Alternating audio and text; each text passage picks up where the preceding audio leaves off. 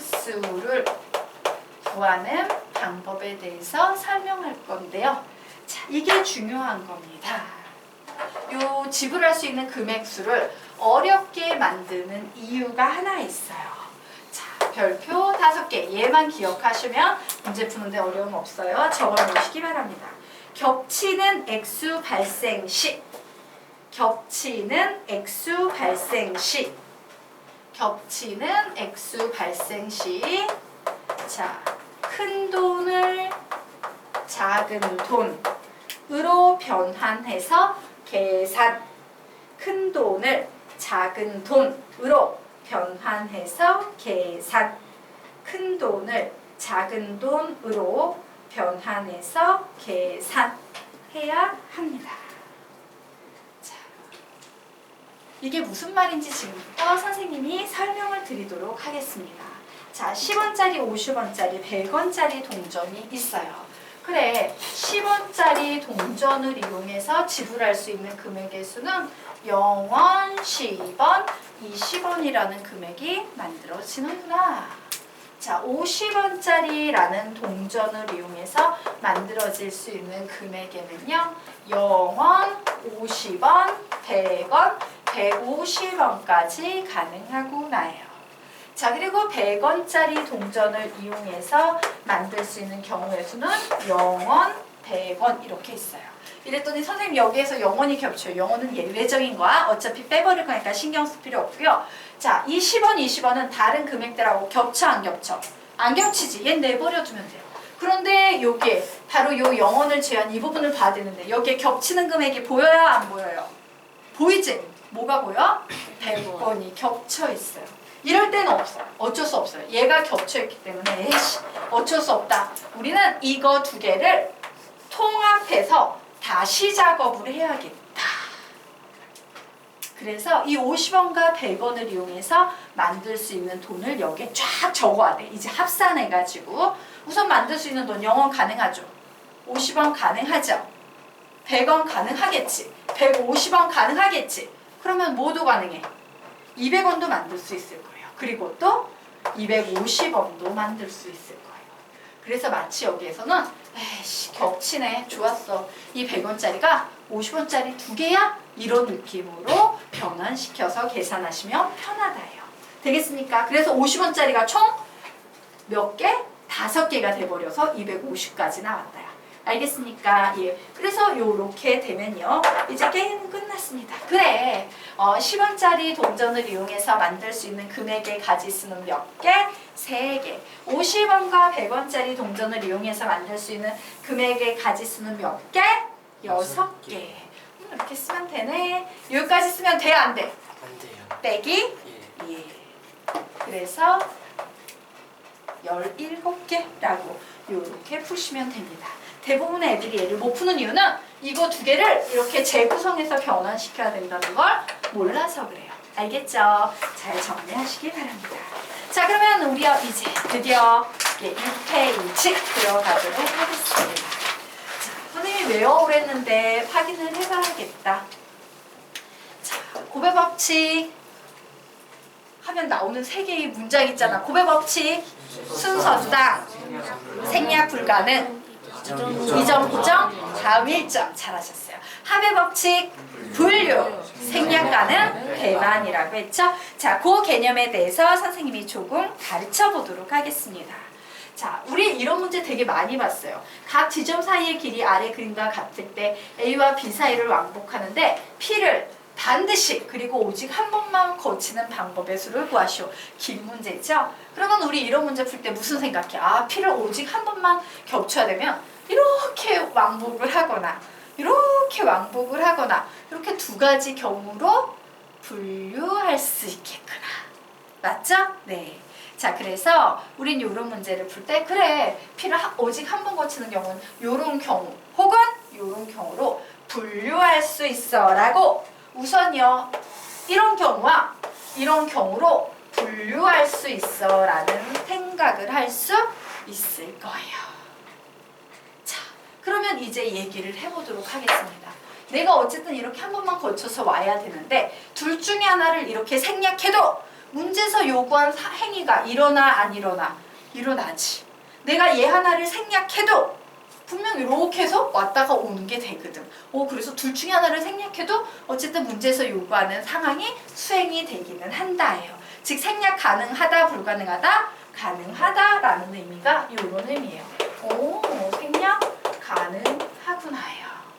자, 그리고 세 번째.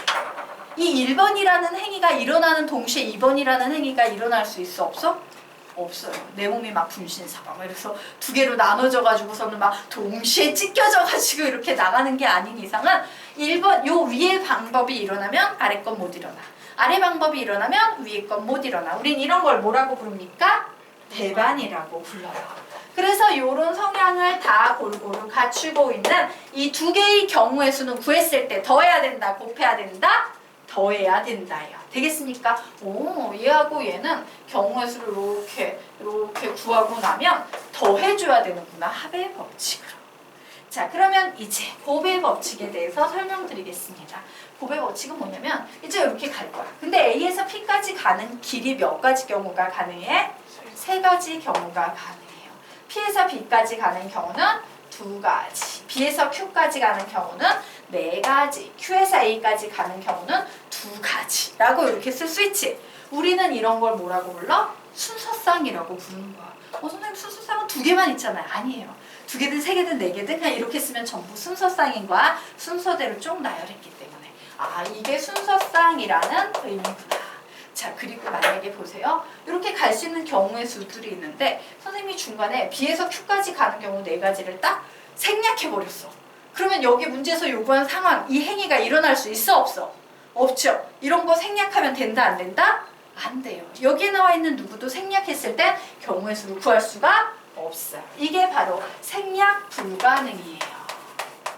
그래서 요 곱의 법칙, 합의 법칙의 쉬운 문제들은요, 전부 여기까지 다뤄요. 그리고 여기 이 문제에선 설명이 안 됩니다. 이정, 고정, 다음 일정은요, 선생님이 다음 페이지에서 상급 문제를 가지고 개념을 설명을 드릴 거예요. 자, 어쨌든 그래서 우리는 경우의 수를 만들 수 있어요. 자, A에서 Q까지 가는 경우 두 가지, Q에서 B까지 가는 경우 네 가지, B에서 P까지 가는 경우 두 가지, P에서 A까지 가는 경우 세 가지. 그래서 여기에 있는 3, 2, 4, 2라는 이 경우의 수들은 각각 더한다, 곱한다? 곱한다예요.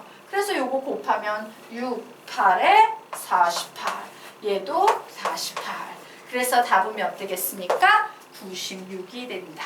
이게 바로 하나의 문제를 풀면서 그 문제 속에 곱의 법칙과 합의 법칙이 녹아 있는 거다. 그러면 선생님이 곱의 법칙, 합의 법칙은 되게 감사한 겁니다 라고 했지. 만약에 우리가 곱의 법칙, 합의 법칙이 없다면 이렇게 풀 거예요. A, B, C, D, E, F, G, H, I, J, K라고 이름을 붙인 후에 그래, A를 갔어. 그 다음에 갈 수 있는 경우는 D하고 E야. 그 다음에는 F 뭐 이러고 여기 또 B 뭐 이러고 여기 C 이래가지고요. 나뭇가지 그림으로 96개를 쫙 해서 구하는 수밖에 없어. 이게 곱의 법칙, 합의 법칙이 없을 때 우리가 해야 되는 행위야. 미치는 거죠? 그래서 우리는 다시 한번 곱의 법칙, 합의 법칙, 땡큐! 이렇게 마음을 갖고 제대로 공부하셔야 돼요. 근데 이게 쉬워요, 어려워요? 쉬울 수도 있지만 곱의 법칙 곱해야 되나? 이거 더 해야 되나? 어려울 수도 있어. 그래서 여러분이요 되게 정확하게 얘는 곱의 법칙이야, 얘는 합의 법칙이야, 그 기준을 동시에 또는 이런 유치원 수준으로 잡으면 된다, 안 된다? 안 돼요. 분류, 생략 가능, 배반, 순서상, 생략 불가능, 이정, 고정, 다음 일정 이런 개념들로 이렇게 훈련을 좀 해두셔야 된다는 얘기예요. 되겠습니까? 네. 자, 그러면 우리 이제요 밑에 정리하겠습니다. 그래서 경우의 수를 구할 때는요 우리가 제일 먼저요 곱의 법칙 적용 가능한지 보통 확인을 해봅니다. 곱의 법칙이라고 적어놓으세요. 곱의 법칙. 그런데 해봤더니 곱의 법칙이 안 되네? 그러면 이제 그 다음에 무슨 법칙 감안하겠어? 합의 법칙을 고려를 해보는 거예요. 근데 합의 법칙도 안 돼! 그러면 그때 뭐 해야 돼? 수형도 일명 나뭇가지 그림이라고도 배울 수도 있고 수형도라고도 배울 수 있어요. 같은 말입니다. 세 번째는 이제 그 무식한 수형도를 해보는 거예요. 그리고 제일 어려운, 보통 요 확률 통계 경우의 수가는 제일 어려운 문제는 네 번째예요. 나열 후 추측. 추측하는 거예요. 나열 후 추측. 가로 열고 수열이라고 적어 놓으세요. 나열 후 추측, 가로 열고 수열. 근데 여러분이 배우는 이 수학화에서는 이 어려운 유형은 나오지 않아요. 왜? 말 그대로 수열의 개념이 경우의 수의 개념과 이제 결합이 된 건데 우리가 수열을 아직 배웠어요? 안 배웠어요? 안 배웠어요. 수학 1에 나와요. 그래서 그 수학 1 과정 이후에 혹시 배우는 확률 통계 문제에서는 나올 수 있지만 6단계에선 4단계까지는 진행이 되지 않는다. 요게 우리가 보통 경우의 수를 구하는 그 방법론적인 순서다요. 자, 그러면 우리요 이제 다음 문제 한번 풀어보게 할게요. 자, 여러분 색칠하기 경우의 수 문제 중학교 때도 많이 풀었었죠? 네, 풀어보시기 바랍니다. 이 첫 번째 문제 한번 답을 내보세요.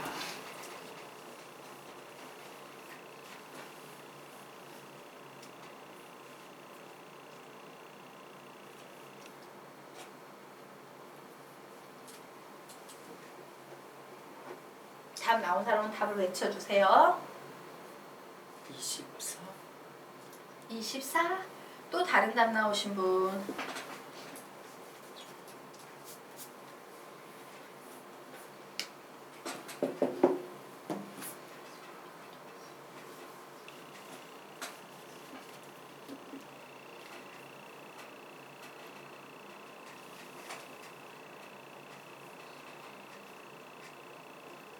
답은 또 나온 사람? 72? 네. 또 다른 의견? 없어요? 네. 자, 지금부터 설명드리겠습니다.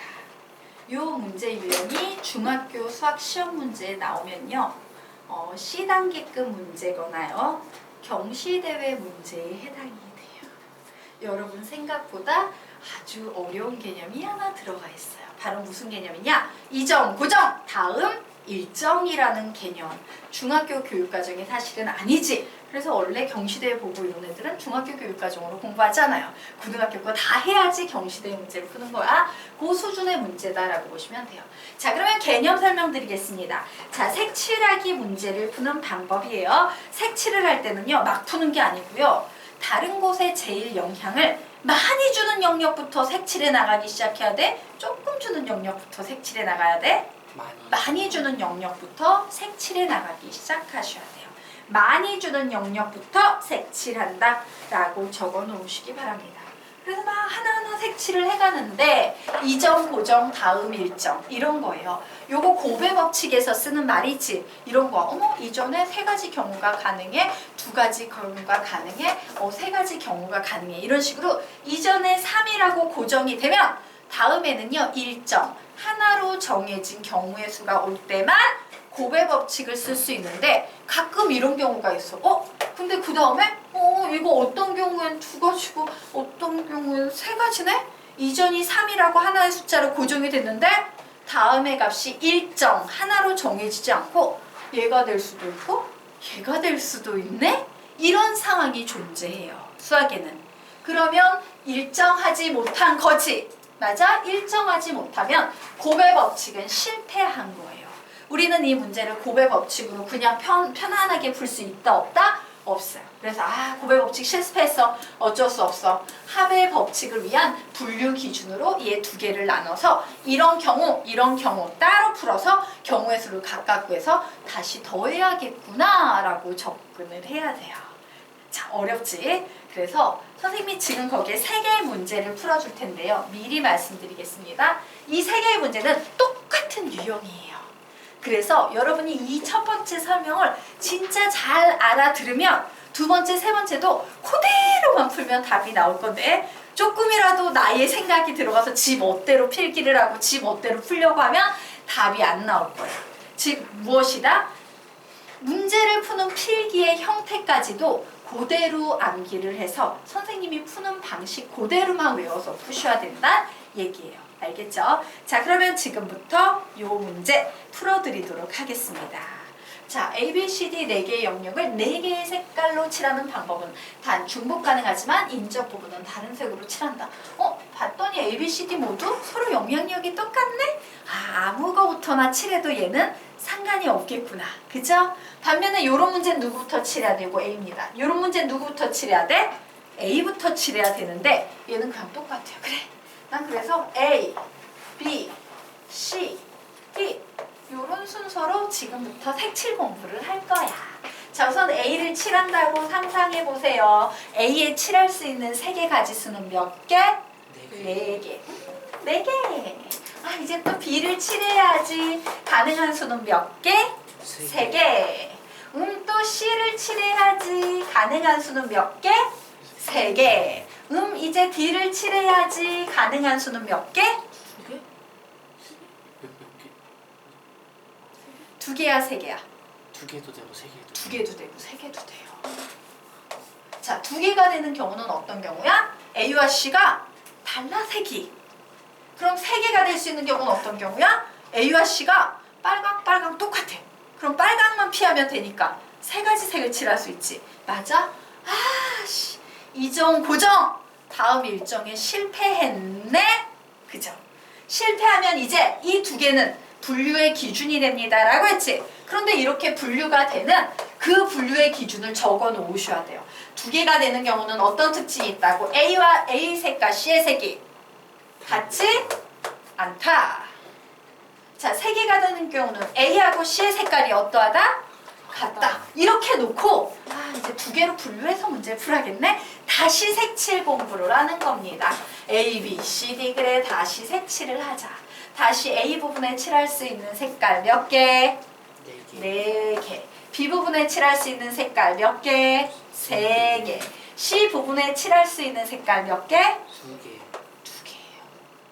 왜냐면 C는 인접한 B하고 색이 달라야 되지. 그런데 여기 분류의 기준에 뭐라고 적어놨어? A랑도 달라야 돼. B랑도 다르지만 A랑도 달라야 돼. 그러므로 요 A, B에 칠한 색 모두 다 쓰면 안 돼. 몇 가지 되겠습니까? 2가지예요. 여기서 3가지라 하면 안 돼. 항상 이 앞에 있는 애를 염두에 두면서 진행하셔야 돼요.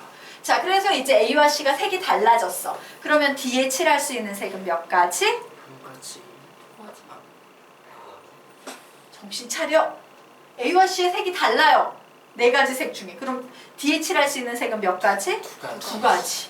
보세요. 얘 있지? 얘 때문에 이렇게 됐잖아. 그럼 얘 2가지 오는 거예요. 얘는 똑같아야지. 2가지가 됐던 이유인데. 되겠지. 자, 그런 식으로 밑에 너희들이 한번 채워볼래? 요 밑에는 어떤 식으로 채워지는지 한번 채워보세요.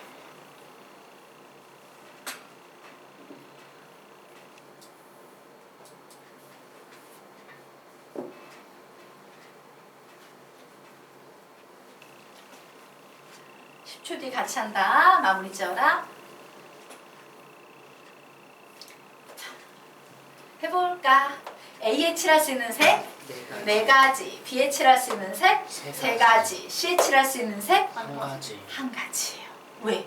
칠해지는 순서는 되게 중요한 거야. 내가 이미 A의 색을 칠했거든? 근데 야, A랑 똑같은 색 칠해야 돼. 라고 하니까 그래? A의 이 색? 그대로 여기 칠할 수밖에 없네? 칠할 수 있는 색은 하나밖에 안 되는 거예요. 그래서 어디부터 색을 칠해 나가느냐는 되게 중요한 거야. 1가지. 그러면 A하고 C하고 색이 같으니까 D에 칠할 수 있는 색은 3가지가 되는 거예요. 3 같겠죠? 그리고 식의 구조적 특징을 보면 얘 합쳐버리면 이 3이 나오는 거예요. 이해가 되십니까? 네. 그래서 여기에 나와 있는 4, 3, 2는 곱의 법칙이야? 합의 법칙이야? 곱의 법칙이에요. 그래서 얘 모두 다 곱해버리면 몇 나오겠습니까? 48 나오겠죠. 얘도 곱의 법칙으로 9, 4, 36. 그럼 얘하고 얘는 곱해야 돼? 더해야 돼? 더해야 돼. 분류했거든요. 그죠? 네. 그래서 얘는 더하시면 답이 84. 80? 맞나? 84. 이렇게 나오는 거예요.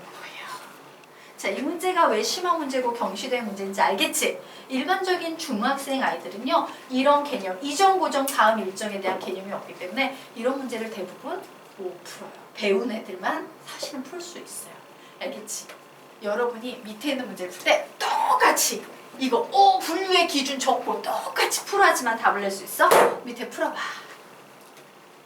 그래서 답 나오면 막 불러. 틀려도 되니까 한 명은 답을 내야지 다음으로 넘어가지 않겠냐.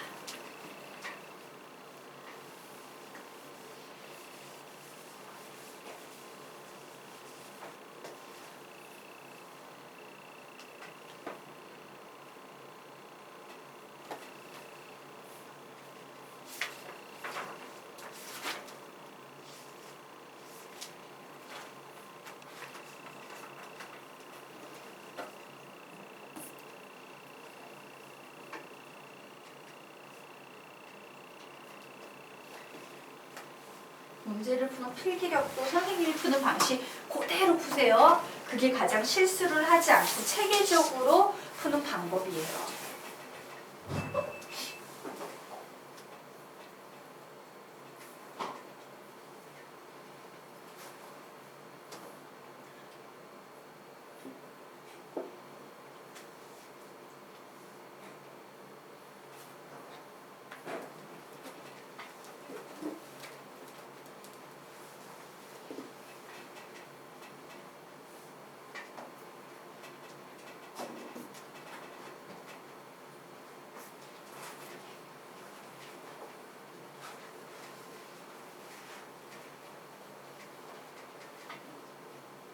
답 내신 분 답은 420. 정답. 15초 뒤에 같이 갈게요. 마무리 지으십시오.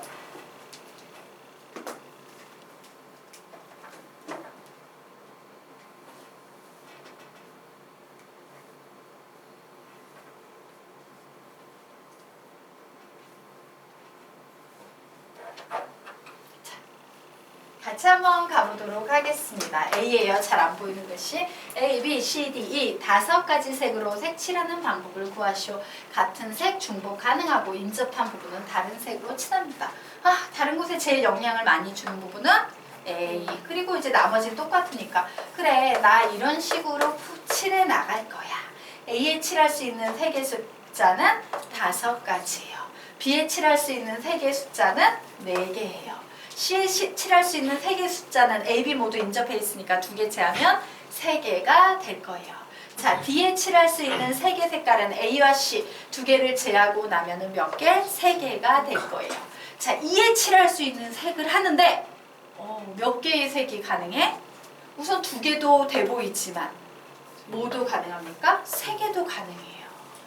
어떤 경우에 3개가 가능해? B와 D가 그렇죠. B와 D가 색이 같을 때 이거 곱의 법칙으로 못 풀어. 합의 법칙의 분류 기준으로 삼아야 해. 그러면 지금부터 다시 색칠 공부를 시작해야겠다. A, B, C, D, E 이렇게 적고 다시 칠해 나갑니다.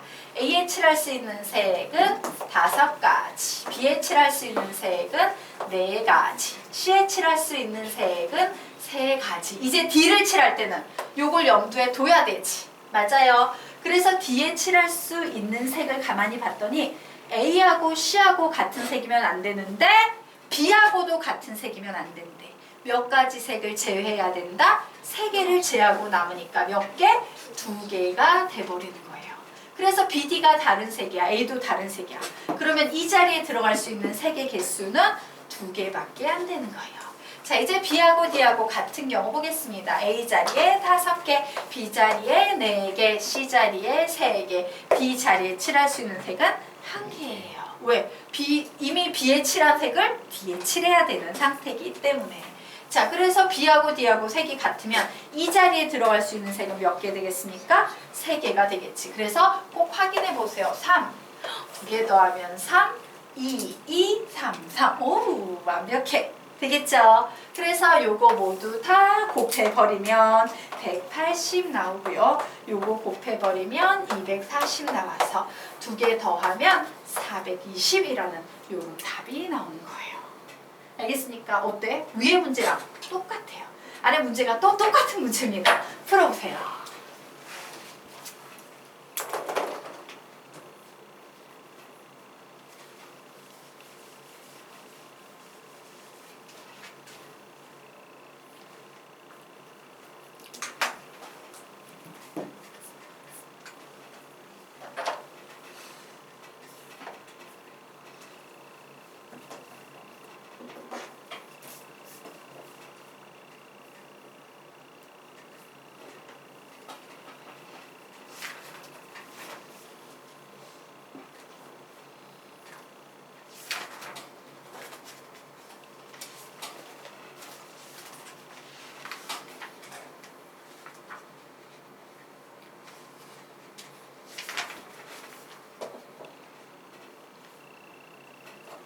사람은 답을 얘기하세요.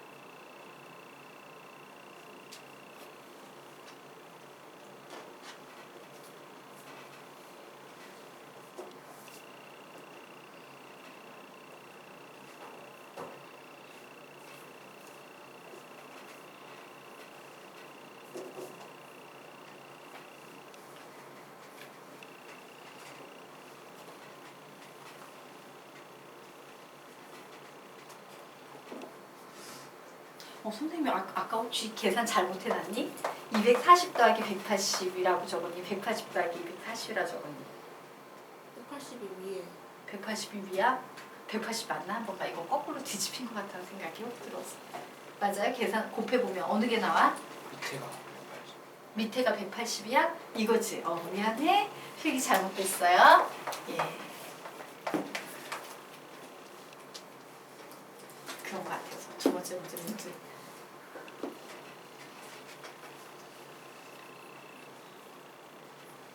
두 번째 문제 그 뒤에 계산 이렇게 좀 바꿔놓으세요. 자, 어쨌건 그래서 세 번째 문제의 정답은 72. 정답. 15초에 같이 풀겠습니다. 마무리 지으십시오.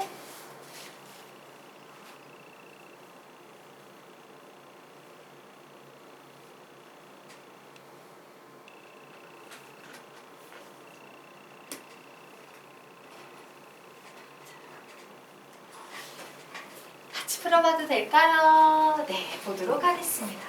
자, 그림을 세 가지 색으로 칠하는 방법은 같은 색, 중복 가능 인접한 부분은 다른 색으로. 자, 우선 이 문제를 풀 때 누구부터 색칠해야 되는지 잘 결정해야 되지. 누구부터 색칠하면 좋겠어? B. C. 아, B는 두 개의 영역에 영향을 미치지만 C는 하나, 둘, 세 군데에 인접해 있기 때문에 더 영향력이 커요. C를 칠한다면 또 누구를 칠해야 돼? E를 칠해야 돼요. 그 다음에는 F 칠해도 되고 혹은 B를 칠해도 되고 제일 영향력이 없는 A와 D를 맨 마지막에 칠해야 돼요. 다른 곳에 제일 영향을 많이 주는 영역부터 칠한다는 이렇게 써오는 겁니다. A, B, C, D 이런 식으로 칠하면 안 돼. 자, 그래서 이제 작업을 해요. 그래, 나 C의 색을 칠하려고 해. 몇 가지 가능합니까? 세 가지. 그래, 나 E의 색을 칠하려고 해. 몇 가지 가능합니까? 세 가지. 그래, 나 F의 색을 칠하려고 해. 몇 가지 가능합니까? 두 가지 혹은 한 가지예요. 여기서 한 가지 혹은 두 가지가 되는구나. 한 가지가 되는 경우는 어떤 경우야? C와 E의 색깔이 같지 않은 경우. 두 가지가 될 수 있는 경우는 C와 E의 색깔이 같은 경우예요. 다시 분류해가지고 새로 색칠해야 돼. 예, 그래서 C, E, F, B, A, D 요 순서로 다시 색을 칠할 거야. C의 색에 E에 칠할 수 있는 색은 C에 칠한 색과 달라야 된대요. 몇 가지? 두 가지 되겠죠. 그래서 C와 E가 색깔이 달라졌답니다. F에 칠할 수 있는 색은 한 가지, B에 칠할 수 있는 색은 한 가지, A에 칠할 수 있는 색은 한 가지. 미안해. 두 가지. 쏘리. 예, D에 칠할 수 있는 색은 두 가지. 이렇게 되는 거예요. 그래서 몇 가지 나옵니까? 24. 이렇게 나오겠습니다. 자, 이제 C와 E의 색이 같은 경우 보자. C부터 칠해요. 몇 가지 가능합니까? 세 가지. E에 칠할 수 있는 색의 개수는 한 가지. 왜? C에 이미 칠한 색 그대로 뺏기니까. 그래서 C가 색깔이 같아지면 F에 칠할 수 있는 색의 종류는 두 가지. B에 칠할 수 있는 색의 종류는 두 가지. A에 칠할 수 있는 색의 종류는 두 가지. D에 칠할 수 있는 색의 종류는 두 가지 되겠습니다. 그래서 얘는 48이 돼서 두 개를 더하면 72가 된다라고 이렇게 푸시면 되겠어요. 되겠습니까? 재밌지 않습니까? 오, 네.